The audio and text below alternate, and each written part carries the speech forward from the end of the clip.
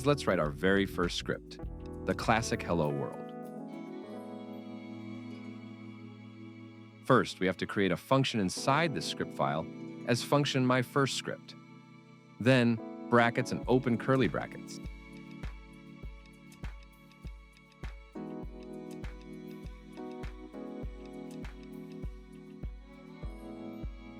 Then, logger.log, which prints the given output text given inside the brackets in the execution log of the app script.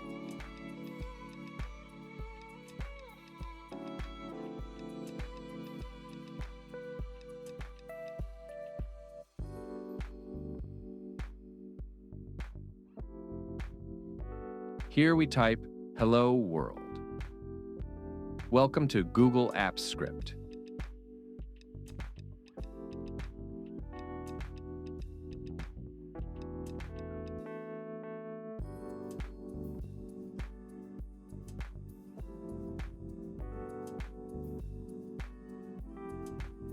Now we click Format Document. Finally save our script and